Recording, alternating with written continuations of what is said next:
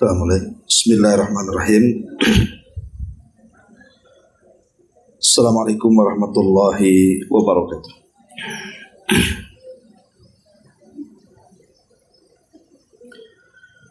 Alhamdulillah wassalatu wassalamu ala Rasulillah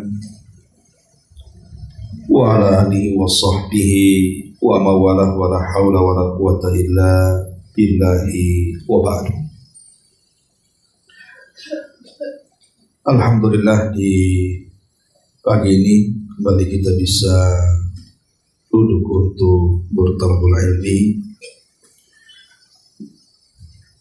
Salawat dan juga salam tentu hadiahkan kepada Rasul kita Nabi besar Muhammad sallallahu alaihi wa ala alihi wasallam. Kita lanjutkan kembali kajian kita, masih membahas tafsir singkat dari surah Al-Baqarah, dan kita masuk pada ayat ke 183.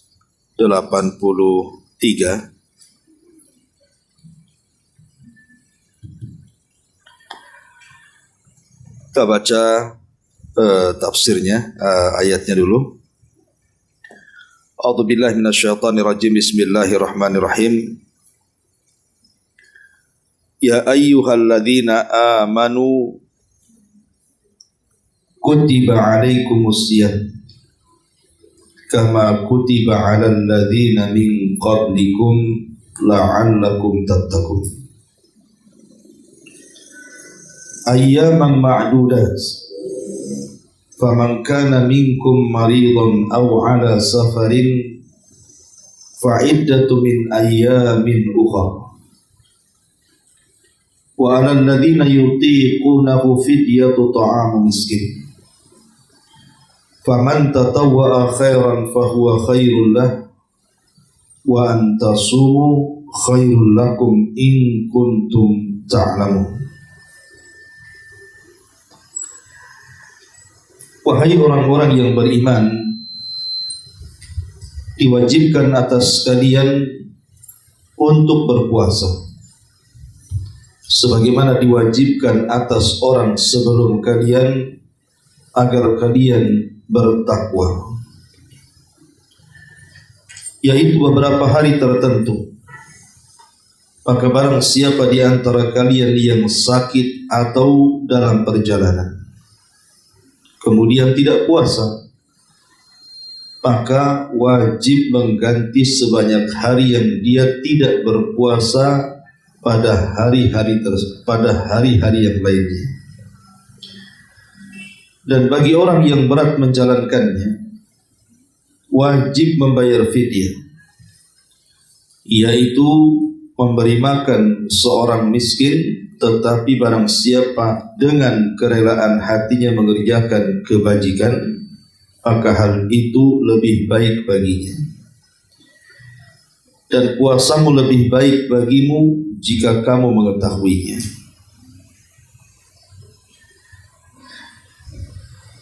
Di sini Allah Subhanahu wa taala mengatakan,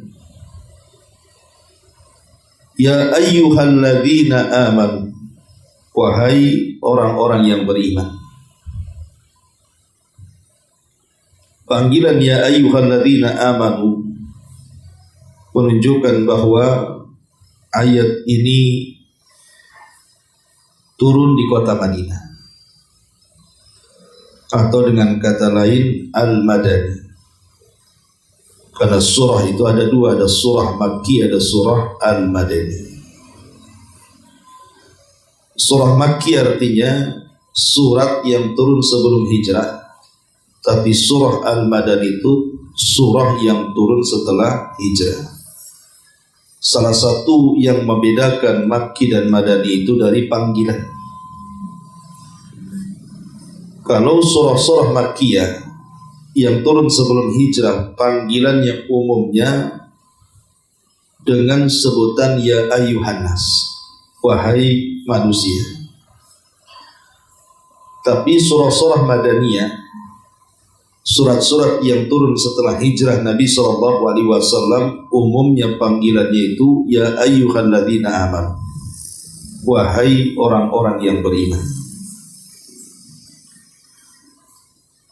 Abdullah bin Mas'ud radhiyallahu anhu ketika memberikan catatan kepada panggilan ya ayyuhalladzina amanu, beliau mengatakan kalau ada panggilan seperti itu dalam Quran, maka fa'ar'i sam'ah, maka telinga kita harus betul-betul waspada, karena biasanya setelahnya ada perintah besar atau ada larangan yang membahayakan. Dan di sini Allah Subhanahu wa taala mengatakan ya ayyuhalladzina amanu. Berarti yang dipanggil tidak semua orang, khusus kepada orang-orang yang beriman. Berarti kalau kita merasa beriman harus terpanggil dengan ayat ini. Kutiba alaikumusiyam, kutiba artinya furidah, diwajibkan alaikum atas kalian.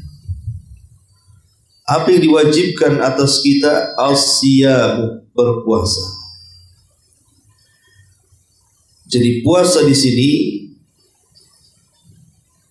adalah ibadah yang diwajibkan Allah Subhanahu wa taala kepada kita. Dan kewajiban puasa ini bukan hanya diwajibkan kepada kita, tetapi Allah katakan kama kutiba 'alal ladzina min qablikum, sebagaimana diwajibkan atas umat sebelum kalian. Artinya umat sebelum kita sejak zaman Nuh alaihi salatu wassalam, kemudian Nabi Ibrahim, Syuaib, Nabi Saleh, Nabi Hud, dan seluruh para nabi sebelum Islam, maka kepada mereka juga Allah Subhanahu wa taala wajibkan puasa sebagaimana puasa itu diwajibkan kepada kita kaum muslimin. Tetapi yang jadi perselisihan adalah apakah ka di sini kama, di situ ada tasbih penyerupaan, seperti diwajibkan kepada umat sebelum kalian. Apakah yang dimaksud kesamaan puasa yang diwajibkan itu dari segi zaman, dari segi waktu, seperti namanya kita umat Islam berpuasa dari terbit fajar shadiq sampai terbenam matahari? Ataukah yang dimaksud diwajibkan puasa sebagaimana yang telah diwajibkan kepada umat sebelum kita ini, maksudnya dari segi hukumnya saja? Wallahu a'lam. Memang ini menjadi khilaf para ulama, tetapi ulama banyak yang mengatakan bahwa penyerupaan di sini hanya bicara hukum, bukan bicara kaifiyah, bukan bicara cara. Karena hukum sama saja, artinya wajib, tetapi caranya yang berbeda. Jadi cara puasanya itu berbeda. Karena bagaimanapun setiap umat itu punya syariat punya syariat berbeda dan ciri khas sendiri.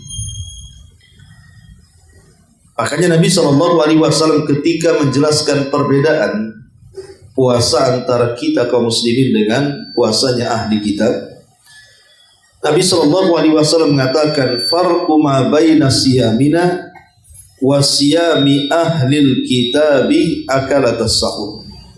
Perbedaan puasa kita dengan mereka ahli kitab itu dimakan sahur. Berarti kalau kita makan sahur, mereka tidak.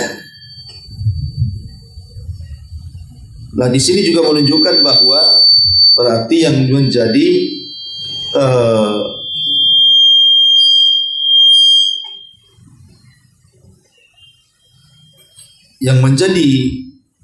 kemiripan adalah dari segi hukumnya, bukan dari segi kaifiyahnya. Ya, sekali lagi, kalimat kama kutiba 'alal ladzina min qablikum, sebagaimana diwajibkan atas orang sebelum kalian, maksudnya di sini hanya dari segi hukum saja. Dari segi hukum saja, bukan dari segi kaifiyah, tata cara berpuasa. Dan itu dilihat dari banyak sabda Nabi SAW, seperti Rasulullah SAW memerintahkan kita kaum muslimin untuk menyegerakan berbuka. dan juga mengakhirkan sahur. Gunanya untuk apa? Untuk menyelisihi puasanya ahli kitab. Karena puasanya ahli kitab itu mereka menunggu setelah bintang muncul baru mereka berbuka. Tapi kita tidak boleh berbuka menunggu bintang-bintang itu muncul.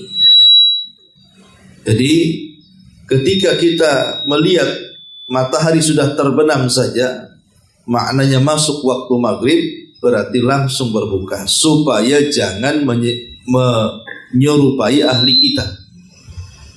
Berarti teranglah di sini yang dimaksud kesamaan dalam puasa dengan umat sebelum kita hanya bicara soal hukum saja, wajibnya saja yang sama, tetapi kaifiyah dan caranya berbeda.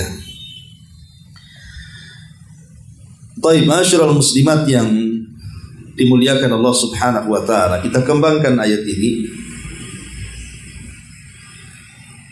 Kita tahu bahwa Allah Subhanahu wa taala di dalam Al-Qur'anul Karim mengatakan yakhluqu ma yasha'u wa yakhtar. Allah itu menciptakan makhluk-makhluknya, kemudian dari makhluk itu ada yang Allah Subhanahu wa taala pilih.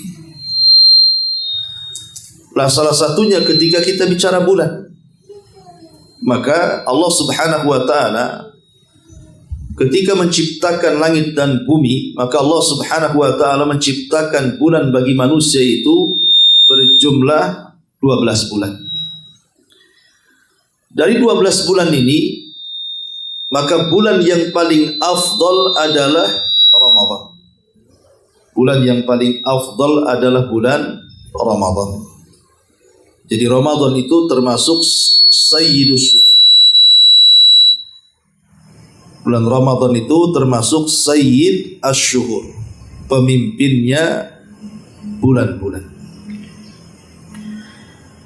Lah, ayat ini diperintahkan oleh Allah Subhanahu wa taala dilaksanakan di bulan yang paling afdal, bulan Ramadan. Berarti puasa Ramadan adalah puasa pilihan dari Allah Subhanahu wa taala yang diletakkan di bulan mulia, bulan Ramadan. Tetapi kalau kita melihat dari sisi sejarah,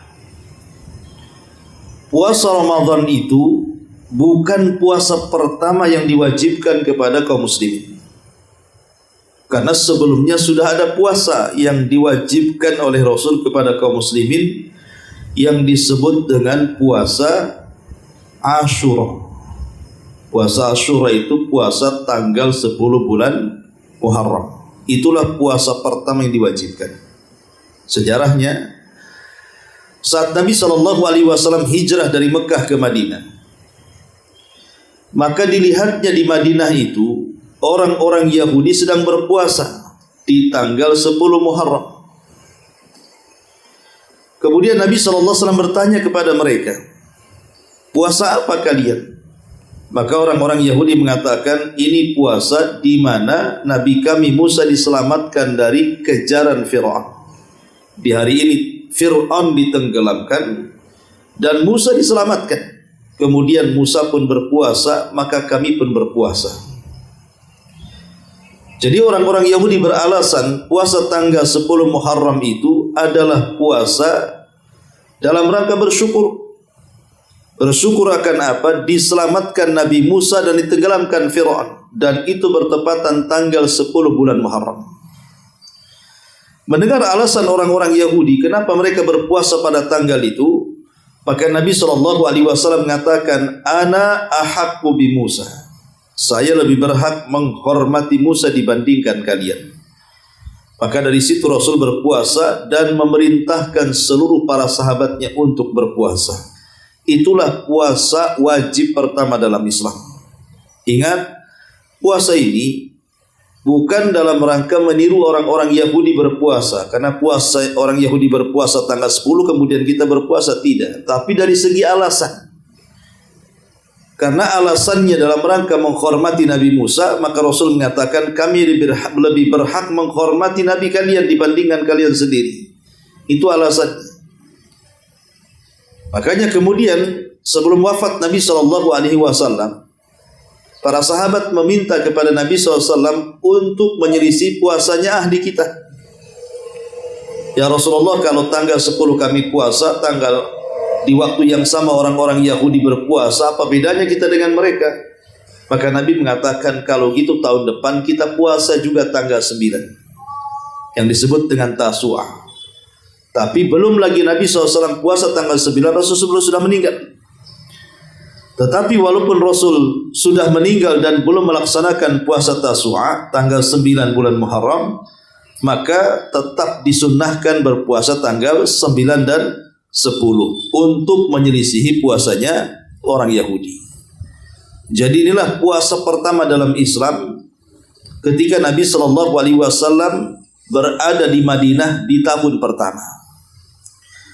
Lah ketika Nabi SAW sudah menginjak tahun kedua Hijriah, disitulah Allah Subhanahu wa Ta'ala menurunkan ayat tentang perintah puasa Ramadan. Nah, ketika Allah Subhanahu wa Ta'ala menurunkan perintah puasa Ramadan, maka puasa tanggal 10 bulan Muharram dimansuh hukumnya. Dimansuh itu artinya dihapus hukumnya. Bukan sama sekali tidak puasa, tetap berpuasa, tetapi yang tadinya wajib menjadi sunnah, gitu maksudnya. Dengan adanya puasa Ramadan, maka puasa tanggal 10 sudah tidak wajib lagi, tetapi hukumnya dihapus dari wajib ke sunnah. Karena di sini Islam sudah memiliki puasa sendiri 1 bulan selama bulan Ramadan. Tapi masalahnya ketika di permulaan puasa Ramadan itu diwajibkan, maka tidak sebagaimana puasa Ramadan yang kita lakukan hari ini. Karena di awal perintah puasa Ramadan itu, Nabi SAW tidak memaksa para sahabat untuk berpuasa full selama 1 bulan. Tetapi memberikan pilihan. Siapa yang berpuasa silahkan, siapa yang tidak berpuasa juga silahkan. Jadi diberikan pilihan. Yang mau berpuasa itu baik, yang tidak berpuasa juga nggak apa-apa. Tapi bagi yang tidak berpuasa, dia harus bayar fidyah. Jadi bagi yang tidak berpuasa harus bayar fidyah, memberi makan 1 orang fakir miskin setiap kali dia tidak berpuasa. Itu permulaan diwajibkannya puasa. Jadi tidak ada paksaan harus puasa semuanya, tidak masalah yang tidak puasa pun, walaupun dia sanggup puasa. Anggaplah dia sanggup puasa, tidak ada uzur, tidak sedang safar, tidak sedang sakit, tidak ada uzur sama sekali, dia sanggup berpuasa, tapi dia tidak puasa, tidak ada masalah. Itu di permulaan puasa, tetapi dia harus bayar fidyah. Ya, setiap 1 orang fakir miskin, maka dia harus memberi makan dengan banyaknya dia meninggalkan puasa. Tapi setelah kemudian waktu berlalu, akhirnya kemudian perintah kedua datang. Faman syahida minkumus syahra falyasumhu. Maka dengan turunnya ayat ini, maka barang siapa yang melihat bulan sabit maka berpuasalah, maka sudah tidak ada pilihan lagi. Mereka harus berpuasa. Tidak ada pilihan lagi. Yang sanggup puasa, puasa. Yang tidak sanggup puasa, baru kemudian dirinci. Ada yang cukup bayar fidyah saja, ada juga yang harus diqadha. Sebagaimana ayat yang kita bahas ini. Tapi masalahnya di permulaan puasa itu, Bu. Jadi kalau ada orang berpuasa dari terbit fajar shadiq sampai terbenam matahari, artinya sudah sampai waktu maghrib. Kalau nanti setelah maghrib kemudian kita tidur, maka setelah bangun tidur, maka dia sudah wajib menahan makan dan minum dan tidak boleh mendekati istrinya. Tidak boleh mendekati pasangannya karena sudah harus dimulai puasa. Jadi di awal-awal puasa itu ada pantangan, jangan tidur. Umpamanya nih, ibu puasa, kemudian datang maghrib, ibu buka. Kemudian karena ibu lelah letih, kemudian tertidur. Kemudian bangun isya. Maka setelah isya, ibu sudah wajib puasa. Sudah harus menahan lapar dan dahaga. Tidak boleh menyentuh makanan, tidak boleh menyentuh minuman, bahkan tidak boleh menyentuh pasangan. Sudah wajib imsak karena sudah tidur. Itu di permulaan puasa. Makanya ada satu kisah. Ada seorang laki-laki dari Ansar. Kita tahu orang-orang Ansar itu pekerjaan mereka umumnya petani. Umumnya petani. Lain dengan warga Mekah umumnya pedagang. Namanya petani kan sudah lelah, Bu. Namanya sudah kerja di ladang seharian kan lelah badannya. Tetapi selelah-lelahnya para sahabat bekerja, mereka tetap mempertahankan puasa. Sampai ketika datang waktu maghrib, dia pulang. Kebetulan di rumah istrinya itu tidak ada yang dimakan. Tidak ada makanan sama sekali. Maka kemudian suaminya memerintahkan istrinya untuk mencari makanan.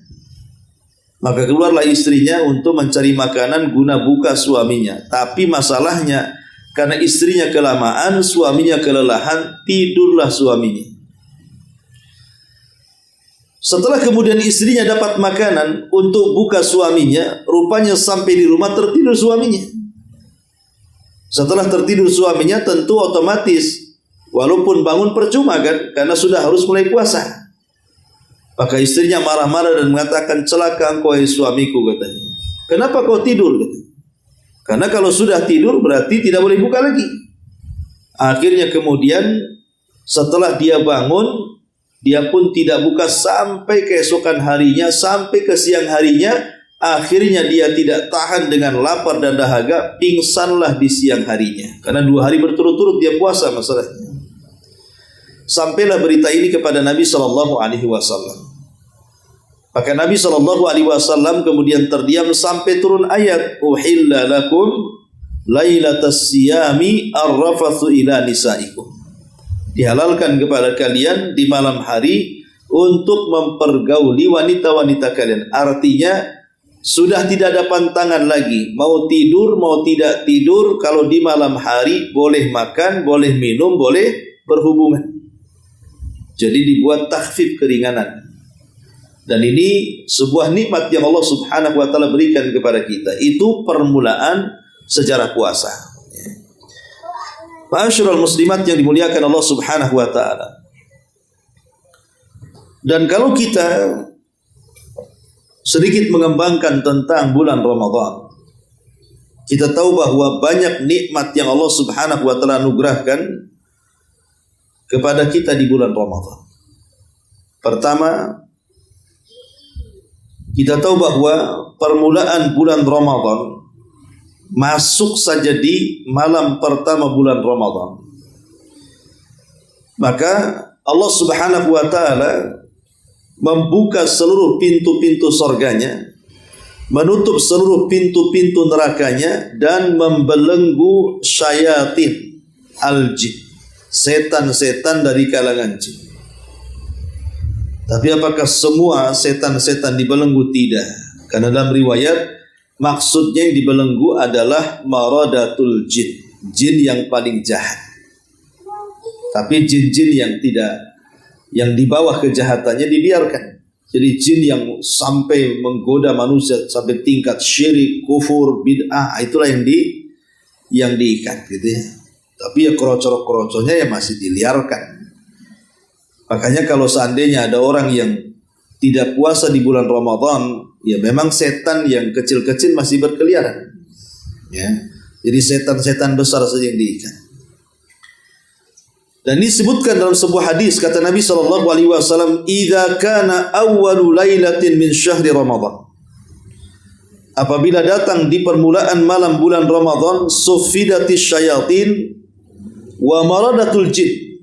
maka setan-setan akan diikat dan juga jin-jin yang jahat. Wa ghulliqatil abwabun nar falam yuftah minha babun. Kemudian seluruh pintu-pintu neraka ditutup dan tidak akan pernah dibuka selama Ramadan. Wa futihat abwabul jannah falam yughlaq minha babun. Maka dibukakan pintu-pintu sorga dan tidak akan ditutup selama Ramadan. Wa yunadi munadin kulla lailatin. Maka di pintu sorga akan diletakkan seorang penyeru untuk menyeru, ya bagil khaira aqbil wa ya bagis syarri aqsir. Wahai orang yang mencari kebaikan di bulan Ramadan, kemari masuk kalian. Wahai orang yang mencari keburukan di bulan Ramadan, anyahlah kalian dari sini. Kemudian Rasul mengatakan, walillahi utaqa'u minan nar wa dzalika kulla lailatin. Dan Allah Subhanahu wa taala di bulan Ramadan akan senantiasa setiap malamnya memerdekakan hamba-hambanya dari api neraka, dan itu setiap malam. Yang dimulai dari terbenam matahari, dimulai dua waktu iftar. Makanya para ulama menganjurkan kalau kita sudah selesai berpuasa dan hampir menjelang berbuka, arti mendekati maghrib. Maghrib kan sudah masuk waktu malam tuh. Maka kita sangat dianjurkan berdoa kepada Allah Subhanahu wa taala untuk meminta agar kita dibebaskan dari api neraka. Jadi ibu saat iftar itu, saat hendak berbuka di bulan Ramadan, kira-kira 10 menit atau 5 menit sebelum maghrib, maka angkat kedua tangan kita ke langit dan kita katakan, ya Allah bebaskan aku dari neraka. Ya Allah bebaskan suamiku, istriku, anakku, orang tuaku, atau siapapun orang-orang yang kita cintai, bebaskan dari api neraka. Dan kalau bisa setiap hari menjelang berbuka, karena di sini Rasul mengatakan walillahi utaqa'u minan nar wa dzalika kulla lailatin. Dan Allah itu senantiasa memerdekakan hamba-hambanya dari api neraka, dan itu setiap malam. Bayangkan kalau ibu berdoa setiap malam menjelang berbuka. Kenapa doa ini dipanjatkan menjelang berbuka? Karena memang doa orang yang berbuka itu mustajab. Kata Nabi SAW, 3 orang yang doanya tidak mungkin ditolak. Salah satunya apa? Da'watu as-saim. Doanya orang yang sedang berpuasa inda fitri, saat berbuka. Jadi karena doa-doa orang yang berpuasa saat berbuka itu mustajab, makanya doa itu dipanjatkan saat menjelang berbuka.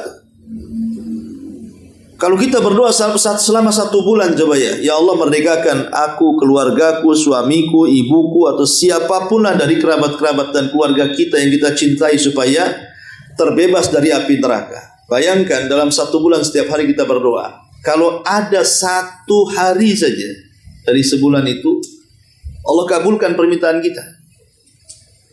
Bahwa kita termasuk orang-orang yang dibebaskan dari api neraka. Keluarga kita termasuk orang-orang yang dibebaskan dari api neraka. Maka selamanya kita tidak akan masuk neraka. Kalau seandainya dikabulkan oleh Allah 1 saja doa kita dalam 1 bulan itu, berarti Allah tidak akan pernah memasukkan kita dan keluarga kita masuk neraka. Pasti dimasukkan ke surga. Makanya kesempatan ini termasuk ataya namanya. Ataya, pemberian nikmat yang Allah anugerahkan kepada kita di bulan Ramadan, di mana orang-orang yang berpuasa ketika menjelang berbuka minta kepada Allah agar dibebaskan dari api neraka. Ini nikmat yang pertama. Yang kedua, bahwa bulan Ramadan dan juga puasanya yukaffiru dzunub, mendatangkan, bisa menggugurkan dosa-dosa kita. Yukaffiru dzunub, bisa menggugurkan dosa. Bulan Ramadan dan puasanya bisa menggugurkan dosa.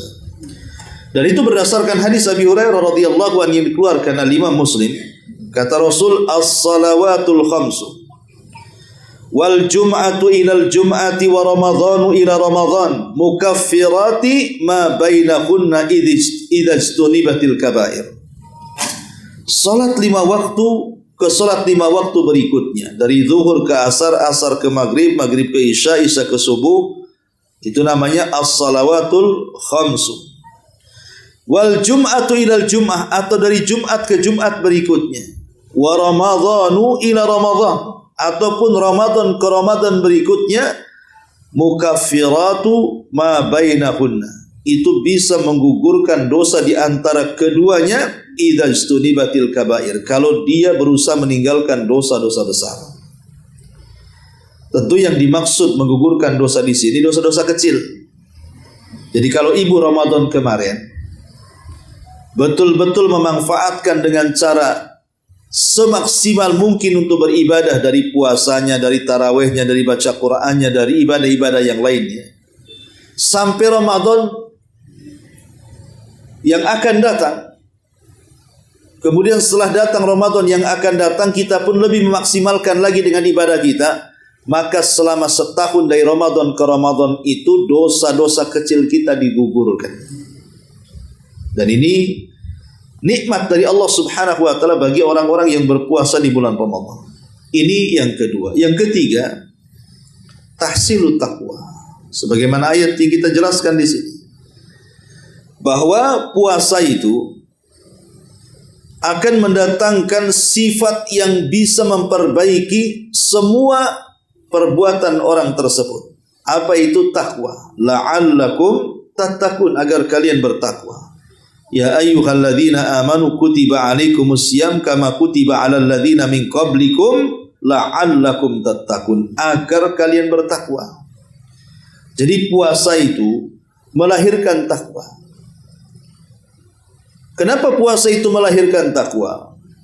Karena kita tahu bahwa satu ibadah yang paling ikhlas dari semua ibadah dalam rukun Islam, tidak ada yang lebih ikhlas dibandingkan puasa. Kenapa demikian? Karena puasa itu sulit dimasukkan riya. Kalau sholat itu nampak ibadahnya, dari takbiratul ihram sampai salam kan Bu, nampak. Orang sholat kan nampak. Kemudian juga orang zakat, nampak barangnya, nampak uangnya.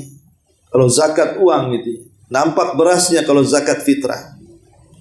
Apalagi haji, ya jelas nampak lah kan, berangkatnya sampai semua manasiknya nampak, dari tawafnya, sa'inya, lempar jumrahnya, dan begitu seterusnya sampai ke wukuf di Arafahnya. Itu nampak di depan mata. Tapi ibadah puasa itu tidak nampak Bu. Kayak ibu nih, duduk-duduk di sini. Ya. Mungkin ada yang sedang mengqadha puasa Ramadan. Siapa yang tahu kalau di antara ibu ini ada yang sedang mengqadha puasa Ramadan? Kan enggak ada yang tahu. Orang berpuasa diketahui itu hanya satu cirinya, kalau dia ngomong, afwan saya lagi puasa, itu baru tahu dia sedang puasa kan. Tapi kalau dia tidak ngomong, maka tidak tahu bahwa dia sedang berpuasa. Makanya dari situ bahwa puasa itu ibadah yang paling ikhlas sebenarnya. Karena untuk dimasuki riya itu sulit. Kecuali kalau dia ngomong, afwan saya lagi puasa. Tapi kalau dia tidak bicara, maka mulai dari dia menahan lapar dan dahaga sampai berbuka di waktu maghrib, tidak ada yang tahu dia sedang berpuasa. Dan ikhlas inilah yang kemudian menjadikan wasilah kepada takwa. Kemudian yang kedua, ibadah yang bisa mengalahkan hawa nafsu. Dari seluruh ibadah yang ada, itu puasa lebih memungkinkan. Jadi menekan hawa nafsu atau menahan hawa nafsu, puasa itu ibadah yang bisa menekannya. Kenapa demikian? Kita tahu bahwa sumber syahwat itu satu, dari lisan. Sumber syahwat manusia itu dari lisan, banyak bicara. Yang kedua, dari perut, banyak makan, banyak minum. Kemudian yang ketiga, tidur dari mata, banyak tidur. Kemudian yang keempat, mukhalatatun nas, banyak bergaul dengan manusia. Banyak bergaul dengan manusia. Itulah sumber syahwat tuh. Sumber syahwat itu kebanyakan bicara, kebanyakan tidur, kebanyakan makan, kebanyakan minum, dan kebanyakan bergaul. Tetapi kita lihat dipraktikkan orang yang berpuasa, Bu. Kenapa puasa itu bisa menekan 4 perkara ini? Karena umumnya orang yang berpuasa itu pasti tidak akan banyak bicara, Bu. Ya kan? Kalau orang puasa kan jarang bicara kan. Kalau bicara kan lama-lama haus nanti ditelan-telan ludahnya, telan lagi kan itu ya. Kehausan. Ya. Biasanya orang bicara jarang bicara, orang puasa itu jarang bicara. Ya bicara seperlunya saja. Karena dikhawatirkan batal puasanya. Yang kedua, orang yang berpuasa secara otomatis tidak akan makan dan minum, artinya tertekan syahwat perutnya. Kemudian yang ketiga, orang yang berpuasa itu malas bergaul dengan manusia. Karena kan syahwat tadi yang di antara sumber syahwat adalah bergaul dengan manusia. Makanya dengan bergaul manusia itu akhirnya ngerumpi, gibah, namimah, gara-gara bergaul dengan manusia kan. Tapi ketika puasa kan malas, Bu, diajak main sama kawan. Apalagi kalau panas-panas terik-terik matahari kan, siang-siang diajak main, ayolah ke rumah main-main. Malas, bagus kita ngandang aja di kamar dengan AC. Ya. Jadi orang malas gitu ya. Jadi tertahan pula di situ mukhalatatun nasnya. Ataupun orang yang berpuasa itu kan bawaannya lapar. Biasanya orang lapar itu susah tidur. Ya cuman aneh, kenapa puasa itu kan banyak pula orang tidur. Mungkin dia kenyang malamnya ya. Sahurnya 2 baskom. Ya nggak tahu juga. Tapi biasanya kan kalau orang lapar itu bawaannya susah tidur. Kalau orang lapar kan bawaannya susah tidur. Dari sini kita tahu bahwa sumber-sumber syahwat itu bisa ditekan dengan puasa gitu ya. Makanya puasa itu kenapa menjadi hikmahnya la'allakum tattaqun, agar kalian bisa bertakwa, karena menimbulkan keikhlasan, kemudian bisa menekan hawa nafsu. Itulah kenapa kemudian puasa kama kutiba 'alal ladzina min qablikum la'allakum tattaqun, agar kalian bertakwa. Ini yang ketiga. Yang keempat, an-nafsiyama yaghfirullahu ma taqaddama min dzunubihi, bahwa pahala orang yang berpuasa itu Allah akan mengampuni dosa-dosanya yang telah berlalu dalam hidupnya.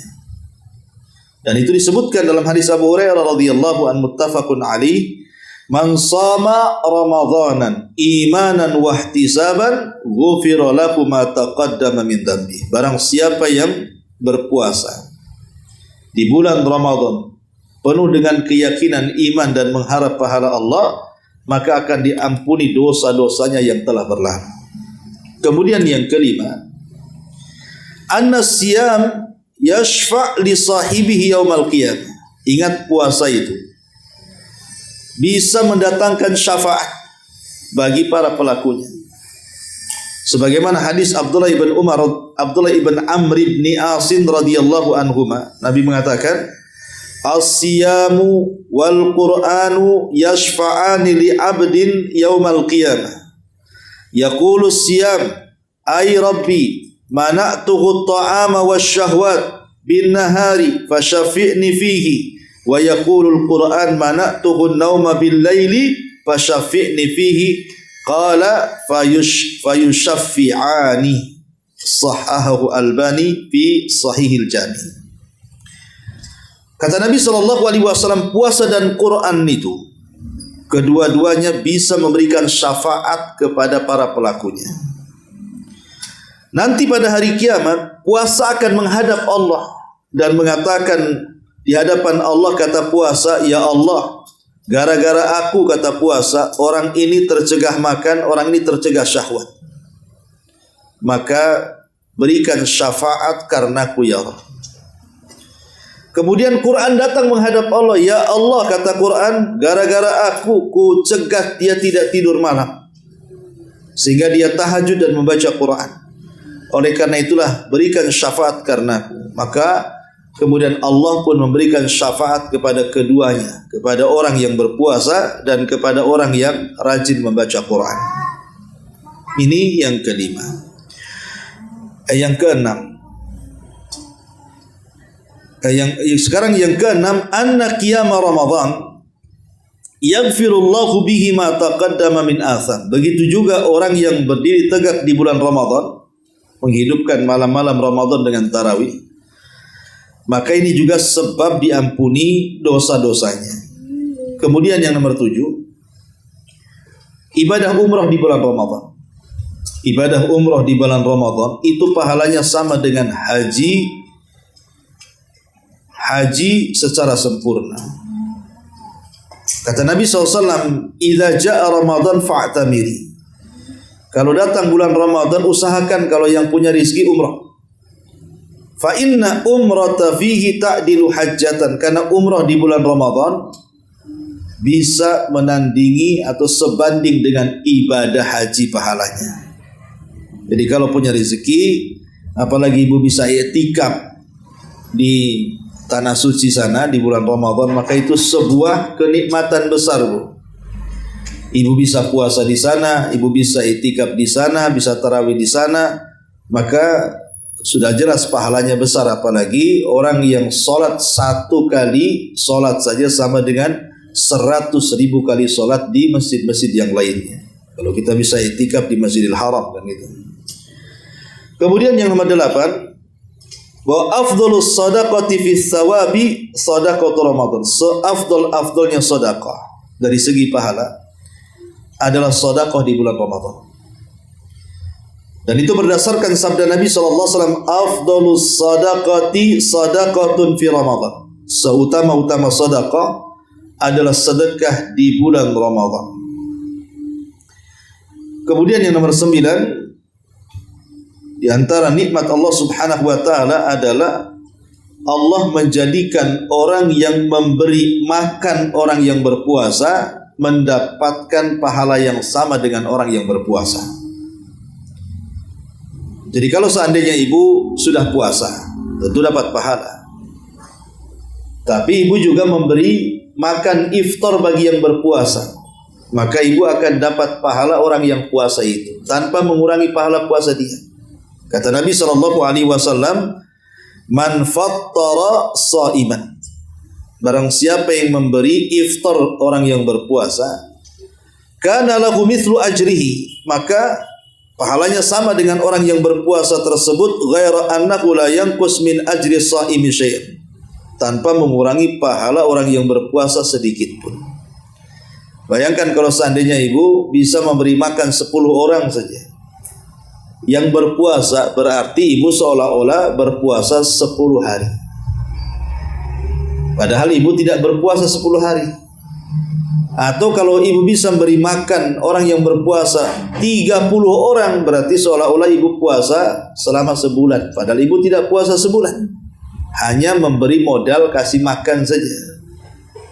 Makanya kalau datang bulan Ramadan, fastabiqul khairat, ya, berlomba-lomba dalam kebaikan. Kasih itu. Sekarang kan alhamdulillah ada masjid-masjid membuka orang yang berbuka puasa, ya, yayasan-yayasan, pesantren-pesantren gitu kan. Ini kan kesempatan kita memberi iftar kepada mereka. Tapi yang kalau bisa itu memberi makan yang dilirik orang berpuasa, Bu. Kalau biasa-biasa saja nggak dilirik-lirik, ya nggak dimakan nanti ya. Artinya kasih makanan terbaik gitu ya, supaya orang puasa melihat makanan kita itu makanan kita yang pertama kali dimakan.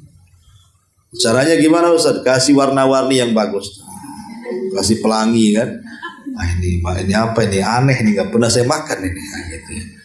Kalau bakwan aja udah berserak-serak. Begitu juga minuman, aqua gelas lagi. Buat sirup yang enak. Jadi itu diantara ataya, juga yang nomor 9 diantara ataya, keutamaan atau nikmat yang Allah Subhanahu wa ta'ala hadiahkan di bulan Ramadan. Kemudian yang nomor 10 juga diantara ataya bulan Ramadan adalah yuhaqqiqul abdu qiyam Ramadan bil muhafadzati ala salati tarawih fil masjid. Seorang hamba bisa mentahqiq, mewujudkan untuk menjaga salat tarawih terutama di masjid-masjid. Dan pahalanya kata Rasul, man qama ma'al imami hatta yansarifa kutiba lahu qiyamul lailati. Siapa yang salat bersama imam, maksudnya salat tarawih, sampai imam salam, sampai imam pergi baru kita buyar, kutiba akan dicatat lahu baginya qiyamul laili. Maka seolah-olah satu malam suntuk itu ibu habiskan dengan qiyamul lail. Pahalanya, ya. Jadi ibu kalau ikut tarawih umpamanya habis isya gitu kan, yang 11 rakaat, anggaplah 2 jam selesainya. Maka ibu tidak pulang sampai betul-betul imam pulang. Imam pulang ibu buyar. Maka ibu mendapatkan pahala seolah-olah ibu menghidupkan satu malam penuh dari ba'da isya sampai subuh digunakan untuk qiyamul lail. Hanya sholat bersama imam sampai selesai. Dan ini kan nikmat dari Allah Subhanahu wa taala. Ya, dan subhanallah, sebenarnya Ramadan ini musimnya kebaikan, Bu. Karena bulan Ramadan itu kan berbeda dengan bulan-bulan yang lainnya. Jadi Allah itu memang menggerakkan semua manusia. Sampai yang degil-degil saja di luar Ramadan, Bu, kalau masuk Ramadan itu agak alim tuh, Bu. Kalau masuk Ramadan itu, yang nggak pakai jilbab ya pakai jilbab gitu ya. Walaupun nanti habis Ramadan dicopot lagi, tak apalah kan itu. Minimal mukaddimahnya Ramadan. Ya. Kadang-kadang orang yang nggak pernah sholat puasa pula di bulan Ramadan. Kan aneh kan gitu. Kalau ditanya kau sholat aja tidak, kau puasa, iyalah jangan double-double dosanya katanya. Udah nggak sholat nggak puasa, kok nggak double dia. Itu karena kejahilan dia. Dia justru mendahulukan puasa, meninggalkan sholat 5 waktu. Padahal percuma puasanya. Orang kalau meninggalkan sholat 5 waktu kemudian berpuasa, puasanya udah nggak diterima.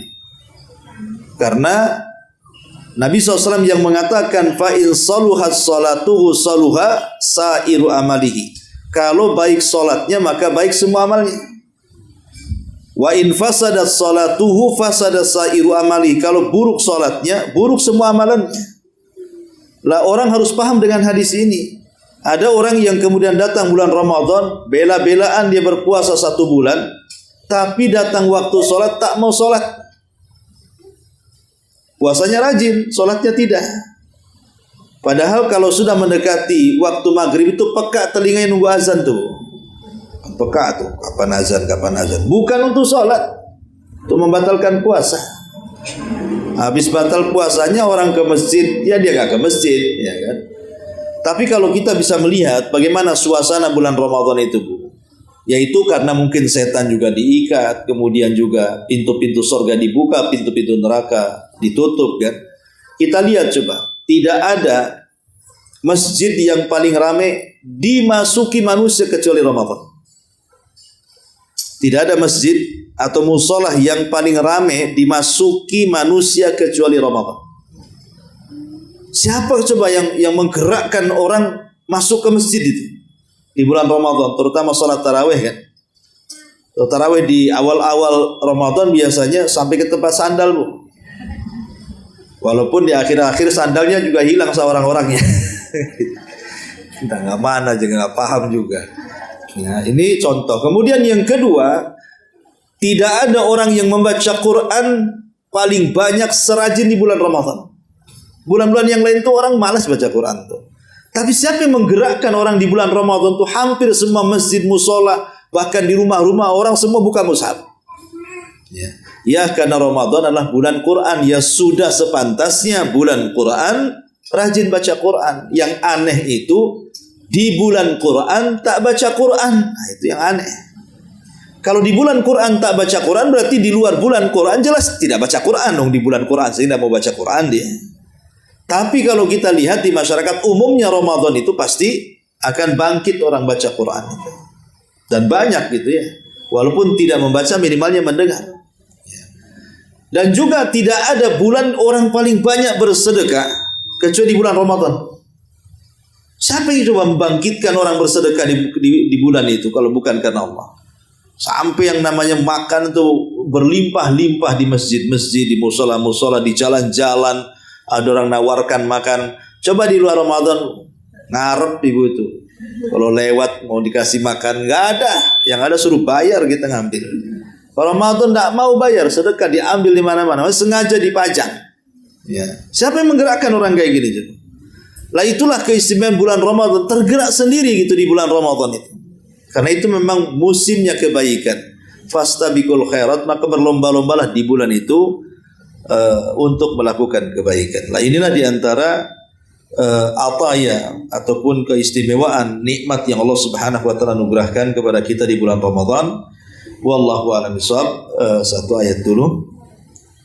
Nanti kita lanjutkan pada minggu depan atau minggu berikutnya. Tapi sampai di sini kita buat tanya jawab saja. Ya, alhamdulillah. Ya tentu ketika Allah atau Rasulullah SAW mengatakan lillahi utaqa'u minan nar wa dzalika kulla lailatin. Ini kan tidak lepas daripada qada dan qadar Allah Subhanahu wa taala. Jadi ada hamba-hamba Allah Subhanahu wa taala selama Ramadan atau Ramadan kemarin lah. Mungkin di antara kita waktu Ramadan kemarin ada hamba-hamba Allah Subhanahu wa taala yang diampuni dosa-dosanya. Tapi kan yang namanya manusia masih hidup pasti buat dosa lagi. Ya. Otomatis nanti masuk Ramadan berikutnya minta ampun lagi. Diampuni lagi. Kita ini punya Rabb yang baik. Setiap berbuat dosa minta ampun diampuni. Kemudian berbuat dosa lagi, minta ampun, diampuni lagi. Itulah tabiat manusia seperti itu. Ataupun di antara kita mungkin di bulan Ramadan kemarin, ada orang-orang yang mungkin dibebaskan dari api neraka, kita tidak tahu. Tapi biasanya orang-orang yang dibebaskan dari api neraka pasti akan dibimbing hidupnya. Pasti akan dibimbing. Kalau Allah sudah takdirkan orang ini masuk surga, pasti akan dibimbing hidupnya sampai dia diakhiri dengan husnul khotimah. Karena kan sudah ditakdirkan masuk surga. Masa ditakdirkan masuk surga dia mengamalkan amalan ahli neraka kan gitu. Jadi kita tidak tahu siapa di antara kita yang setiap tahunnya adalah di antara kita yang dibebaskan. Kita tidak tahu. Pasti ada, anda mungkin tidak kan itu. Karena itu adalah musim kebaikan. Karena umat Muhammad itu umat yang paling banyak masuk surga. Umat Muhammad itu umat yang paling banyak masuk surganya. Walaupun terakhir tapi banyak masuk surganya. Tapi yang jelas bahwa kalau Allah sudah takdirkan kita ini dibebaskan dari api neraka, maknanya dimasukkan ke dalam surga, maka selamanya tidak akan masuk neraka. Karena itu Allah yang mengatakan bahwa Allah yang akan membebaskan dari hamba-hambanya dari api neraka. Kalau sudah dibebaskan kan tidak mungkin dimasukkan lagi. Ya, kecuali dengan takdir. Karena ada hadis yang mengatakan jarak dia dengan sorga itu tinggal 1 hasta. Kemudian tiba-tiba dia mengamalkan amalan ahli neraka. Kemudian akhirnya catatannya berubah. Yang tadinya ahli sorga masuk pula dia ke neraka. Padahal jarak dia dengan sorga itu tinggal 1 hasta saja. Makanya mempertahankan istiqomah itu penting. Ya, supaya jangan ada perubahan di situ. Fa amma man a'ta wattaqa wa saddaqa bil husna fasanuyassiruhu lil yusra. Fasanuyassiruhu lil yusra. Maka kami akan mudahkan setelah dia mudah. Artinya dia sudah mudah beramal saleh. Tapi Allah mudahkan ke jalan husnul khatimah. Dan biasanya orang kalau sudah diberikan taufik, Allah akan mudahkan terus hamba ini untuk beramal saleh sampai kematiannya. Wallahu a'lam. Ya, alhamdulillah. Hadisnya di sini memang tarawih bersama imam. Ya. Hadisnya di sini tarawih bersama imam. Tetapi kalau kita mendengar penjelasan para ulama tentang solat wanita di rumah itu lebih baik dibandingkan di masjid, dan solat laki-laki di masjid lebih baik dibandingkan di rumah. Apakah juga wanita mendapatkan pahala yang sama dengan laki-laki? Maka sebagian ulama mengatakan ya, walaupun dia di rumah. Walaupun dia di rumah, dia mendapatkan pahala yang sama dengan yang laki-laki sholat ke masjid gitu ya. Tapi ulama mengatakan tidak mengapa seseorang itu atau seorang wanita itu ibadah ke masjid di musim-musim kebaikan, karena tidak akan mendapatkan kedua kalinya. Maka kalau ibu tidak ada halangan, ya datang saja ke masjid atau ke musola kalau memang di situ ada kebaikan. Maksudnya ada kebaikan itu kalau datang ke musola atau ke masjid ketika Ramadan itu kalau lebih khusyuk gitu ya. Tidak ngantuk, imamnya juga enak gitu ya. Itu kan kebaikan namanya ya.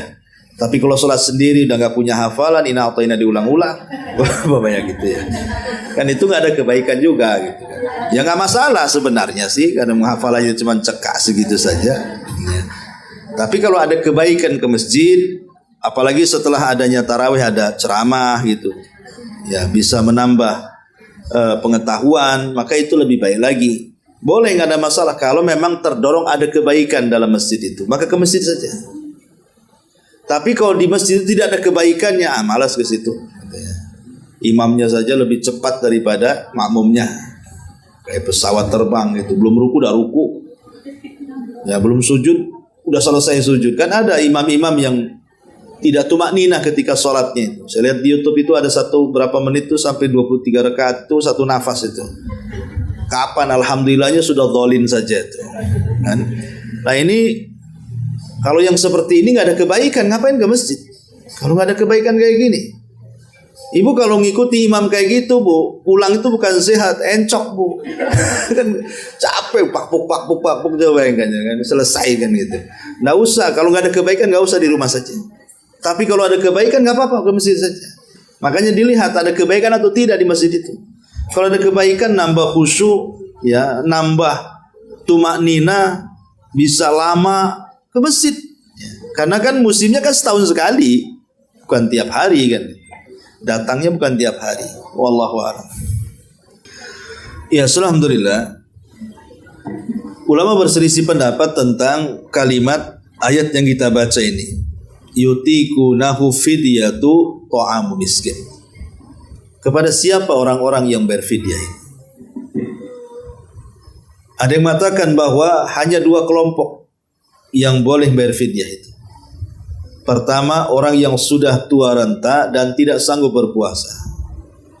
Dipaksa puasa pun tidak bisa karena sudah tua. Maka yang seperti ini tidak sanggup berpuasa sehingga tidak ada qadha, yang ada hanya fidyah. Yang kedua, kepada orang sakit yang tidak diharapkan kesembuhannya. Kata dokter ini nggak mungkin sembuh. Kalau sudah sakit dan tidak diharapkan kesembuhannya, maka tidak ada puasa karena tidak mungkin sembuh, sehingga bayar fidyah. Adapun masalah wanita yang menyusui, wanita yang hamil gitu ya, itu menjadi ranah khilaf ulama. Kalau dia sampai meninggalkan puasa saat hamil atau saat menyusui, ya apakah qadha, apakah bayar fidyah ataukah dua-duanya, ini menjadi khilaf ulama.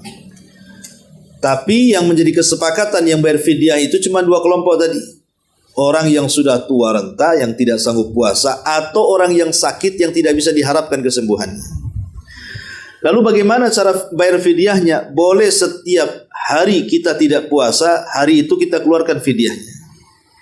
Atau setelah Ramadan, atau ibu tadi katakan ketika zakat fitrah sekalian bayar fidyah, tidak masalah. Karena memang perkara ini hukumnya luas, al-amru fihi wasi, tidak ada pembatasan.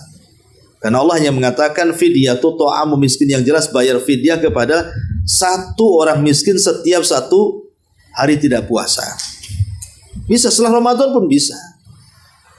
Ya, siapa yang membayarkan? Ya kalau seandainya orang yang tidak puasa itu dia punya harta, ya dari harta dia. Tapi kalau seandainya yang tidak puasa itu tidak punya harta, ya dibayarkan walinya setelah izin kepada orang tuanya. Namanya kita anaknya ingin berbakti lah sama orang tuanya. Udahlah pak, nggak usah ngeluarin duit, sayang simpan aja, biar sayang bayarkan ya. Kan itu. Minta izin dulu. Karena kadang-kadang orang tua yang tahu hukum biasanya tak mau. Merepotkan anaknya kan, dia aja punya uang, biar pakai uang saya saja kan itu.